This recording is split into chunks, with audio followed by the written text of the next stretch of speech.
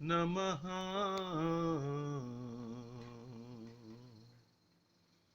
ओम। श्री साई सच्चरिता अध्याय 8। शिरडी ग्राम में कुछ ऐसे श्रद्धावान और भाग्यशाली व्यक्ति भी थे जिन्होंने बाबा को एक महान पुरुष माना। ऐसी ही एक घटना नीचे दी जा रही है, सुनिए। तात्या कोते की माता, जिनका नाम बाईजाबाई था, दोपहर के समय एक टोकरी में रोटी और भाजी लेकर जंगल को जाया करती थी। वे जंगल में कोसों दूर जाती थी और बाबा को ढूंढकर उनके श्री चरण को पकड़ती थी। जैसे कि हम जानते हैं, बाबा तो सदैव आत्मलीन रहते थे। बाबा तो शांत और ध्यान मग्न बैठे रहते थे। वे एक पत्तल बिछाकर उस पर सब प्रकार की व्यंजन आदि जैसे रोटी, साग आदि परोसती थी और बाबा से भोजन करने के लिए बाईजाबाई आग्रह करती थी। बाईजाबाई की सेवा तथा श्रद्धा विलक्षण थी। प्रतिदिन दोपहर को जंगल में बाबा को ढूंढना और भोजन के लिए आग्रह करना, आहा, अद्भुत प्रेम था बाईजाबाई का बाबा के प्रति। उनकी सेवा का ध्यान कर बाबा ने उनके पुत्र को बहुत लाभ पहुंचाया। मां और बेटे दोनों का ही फकीरी पर बड़ा विश्वास था। इस फकीर पर उन्होंने बाबा को सदैव ईश्वर जान के पूजा की। बाबा बाईजाबाई और तात्या पाटिल के लिए भगवान थे। बाबा उनसे कभी कभी कहा करते थे, फकीरी ही सच्ची अमीरी है, उसका कोई अंत नहीं। जिसे अमीरी के नाम से पुकारा जाता है वो तो शीघ्र ही लुप्त हो जाने वाली है। सच्ची अमीरी तो फकीरी है। कुछ वर्षों के अंततर बाबा ने जंगल में विचरना बंद कर दिया। वे गांव में ही रहने लगे, मस्जिद में ही भोजन करने लगे। इस कारण बाईजाबाई को भी बाबा को ढूंढने के लिए जंगल में कष्ट उठाना नहीं पड़ा। शिरडी के साईं बाबा अब द्वारका माई मस्जिद में रहने लगे। वे संत, वे पुरुष धन्य हैं।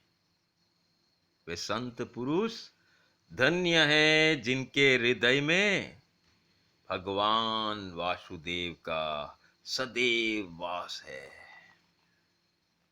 वे भक्त भी भाग्यशाली है जिन्होंने ऐसे संत पुरुष का सानिध्य प्राप्त किया है।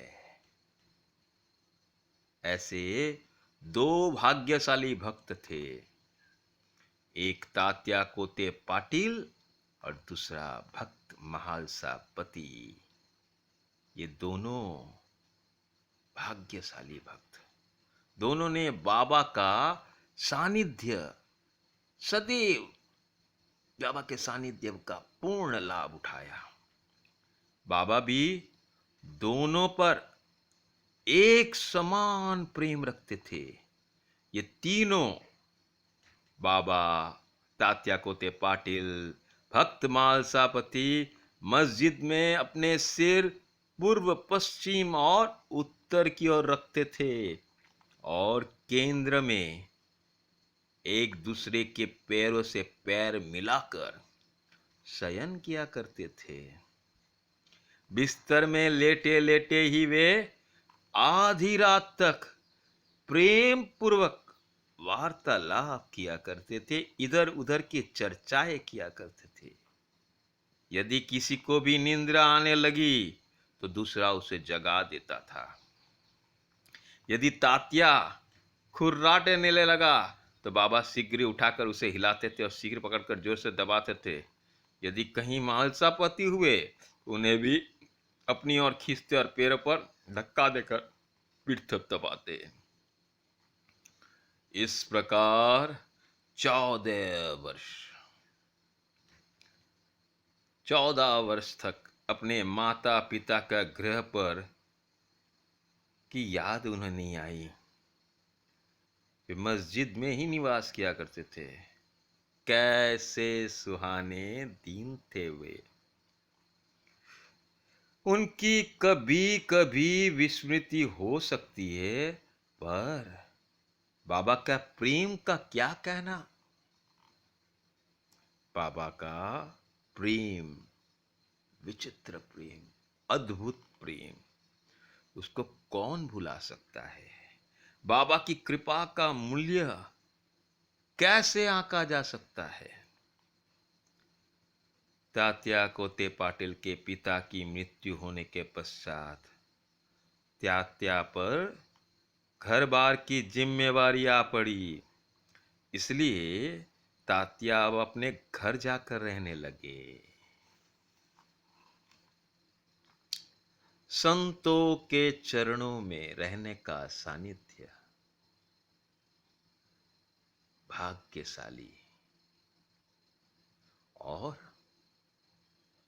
कौन कौन? भक्त मालसापति, तात्या कोते पाटिल। हाँ। अद्भुत अद्भुत अद्भुत क्रियाकलाप।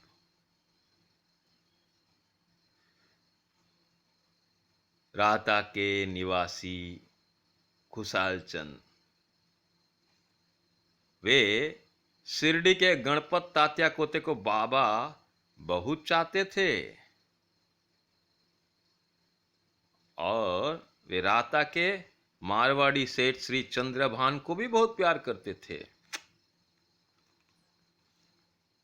बाबा एक एक भक्तों के साथ कैसे कैसे संसार में एक साधु संत फकीर जो सदैव आत्मलीन रहता है, अपने ध्यान मग्न रहता है, तपस्या में रहता है, उसे संसार से कुछ लेना नहीं देना।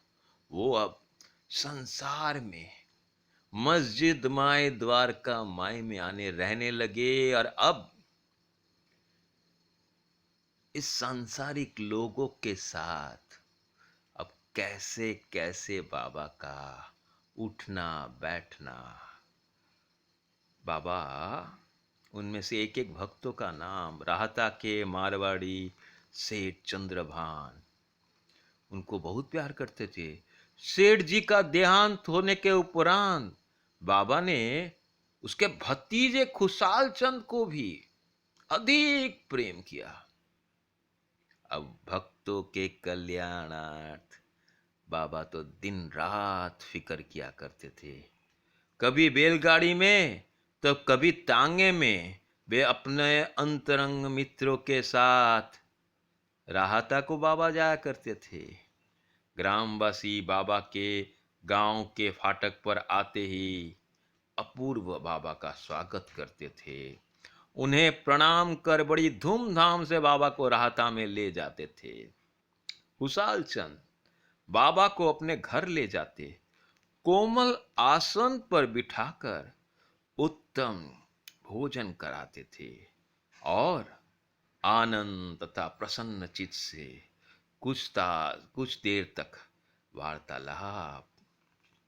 बाबा सबको आनंद प्रदान करते थे, सबको आशीर्वाद देते थे और फिर शिरडी वापस लौट आते थे। ओम